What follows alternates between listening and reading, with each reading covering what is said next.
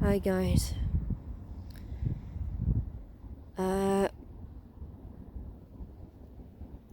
Those of you who are subscribed to my channel who are local or live near the area I live near, or in Scotland, and you'll know where I am from having seen me do previous videos here, and you'll know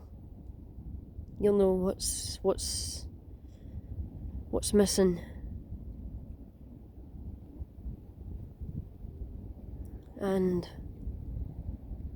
that's why I'm here. It's the worst and the best time to do it, but I know I'll have to come back up here at some point. And like I said, it was such a landmark from Scotland, from all over central Scotland. You couldn't go anywhere without seeing it, and that's what I've been saying. Now you're not going to be going to go anywhere without not being able to see it. It stood out when it was there, and it's standing out just as much when it's not.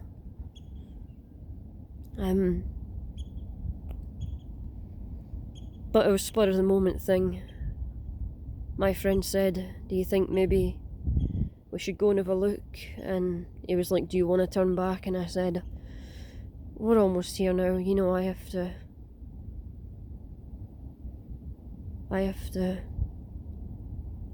face up to it because I could see it from my window."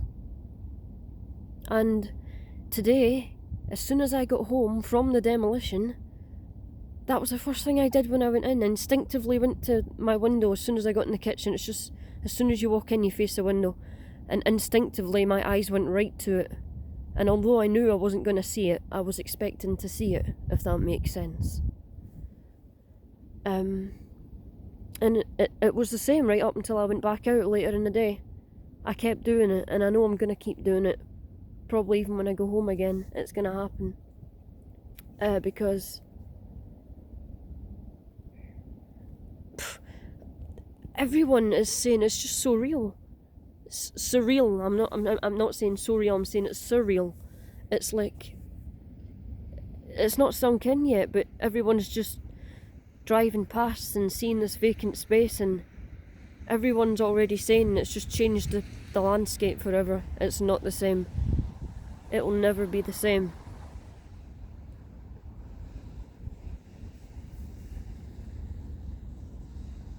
There is on a slightly more positive note, there is a ground flare going at INEOS.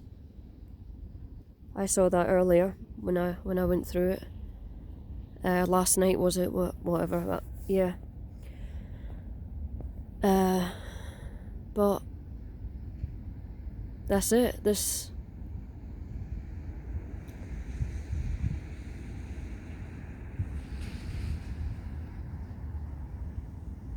just empty.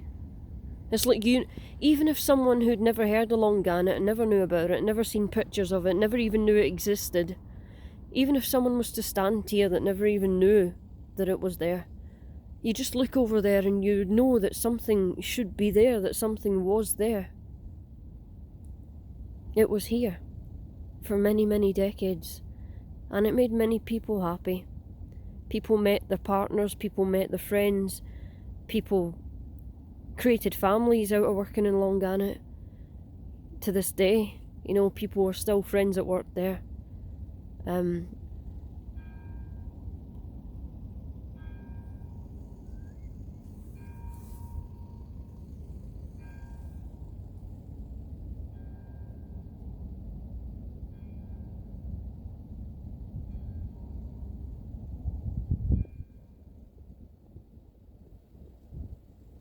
Oh well, there you go. I didn't, it must be something o'clock, but I don't even know what time it is. But that's a little mark of respect to hear the bells in the Town going off Willowmere. That's kind of like another nice little tribute.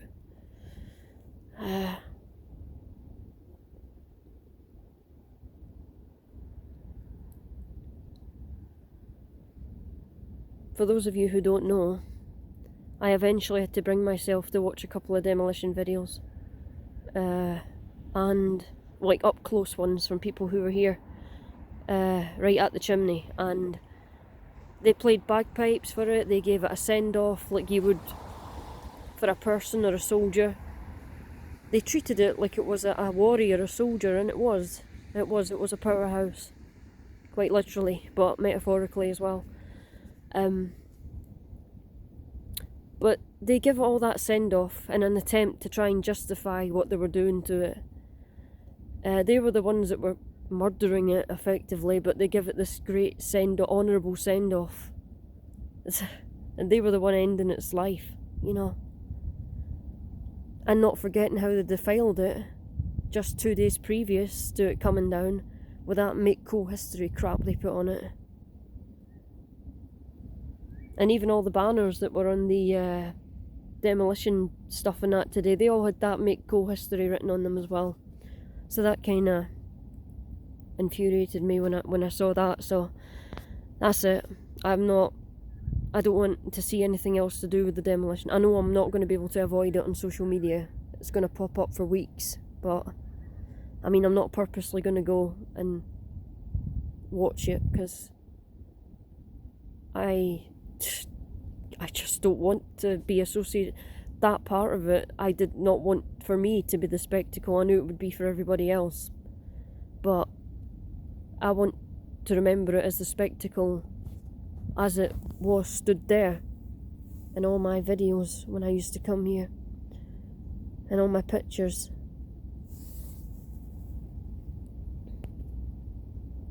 I'm going to try and look into if we can get a little mural or memorial, a little plaque or a wall or something in Kincardine or here in Curris. I'm guessing the locals will probably already have something like that planned, I would hope, but if not, I will. Because Kilkenzie Power Station up in East Lothian, they've got a beautiful mural wall with the power station painted on it and all their industrial history painted on it, right where the power station was. In fact, I think it was part of an old wall of the power station. I'm hoping that something like that or more gets done for Longarnet, because Kilkenzie was great, but Longarnet was just special. Hence why it got a turnout like it did today. So many people were there at the canal where I was watching it in Grangemouth, and they were all queued away down all the country lanes, and there were people at Bo'ness and Blackney. People were all over central Scotland watching it, even up in Inverraven. So, which was one of my original places. I was going to go up in Inverraven to watch it, but I didn't want to see it collapse like fully, so I just thought I'll go to the place I always went to most when I felt like I needed a wee bit of time with it, which was the canal more than anywhere else. So that's the bit that I stood to pay my last respects to it.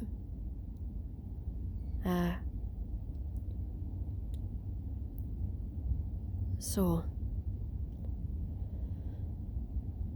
that's that, guys, but it's so... You've got the distant noise of Ineos, but it's so eerie and quiet and desolate. It's always quiet here, but there's just a different feeling to it now. There's like an emptiness, a shallowness, just an eerie, silent, like you just know something special is missing. And of course we all know what it is. And this place will never be the same. This whole area will never be the same without it. It wasn't just a chimney, it was a landmark, it was an icon, it was a beacon. They could have turned it into a monument so that people could climb it. They could have kept the station completely and turned it into a museum. There were so many what ifs and coulda, woulda, shouldas, but ultimately it all came down to money. Like I said in my video the other night, it was all about money. Taglo offered Scottish Power money that no one else could have done to fund any other ideas. Taglo made sure that they give the best offer so that they would have the land. Both them and Scottish Power knew what would happen once that contract was signed, and quite imminently, they didn't care. And Scottish Power just proved how little they cared when they wrote what they wrote on it the other night. Instead of thanking all the workers for all those years of service, instead of saying farewell or something nice, gentle, something not to hurt people anymore or put any more salt in the wound, but no, they went right for the kill. And then they have the audacity to give it a send-off like a hero when they're the ones that were killing it. But, you know, what more can I say? It doesn't matter what I say, it's gone and we can't bring it back. It's lying over there in a pile of rubble. And that's what we're left with. A big empty vacant space that can never be filled. No matter what stupid state-of-the-art factory they build, nothing will ever replace Longannet. Nothing. But, as I said when I was on the way along here, we had 3 beautiful, colourful, high-rise buildings in Kincardine which were right next to Longannet. They were blown up a few years ago. And of course, Kincardine Power Station, which was here originally, was blown up. And that's what Longannet replaced. Cockenzie gone, you know, so many. But that's what I was saying on the way down though. The sun shone on Longannet. Directly on it, it illuminated it moments before the button was pushed. But right before the button was pushed, it suddenly went cloudy, and it stayed cloudy and overcast while it was falling. And then a few moments after it fell and the dust started rising, the heavens opened. The skies, a big space opened in the sky, and the sunlight and the rays, heavenly rays, were just beaming through. And that lasted for a few moments. So to me, that was my indication that was Gannet free.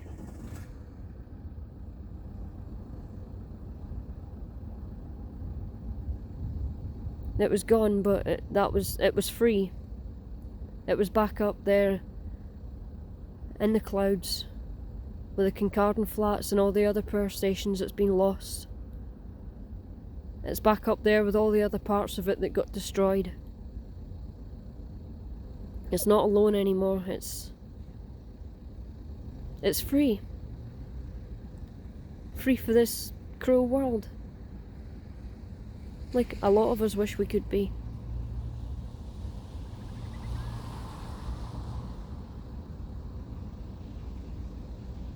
It might be gone physically, but it'll never be gone. No one will ever forget it. That's the irony. You're looking at this vacant space, but that just makes you remember it and picture it there even more than when it was actually there. So, physically it's gone, but in every other aspect it will forever remain.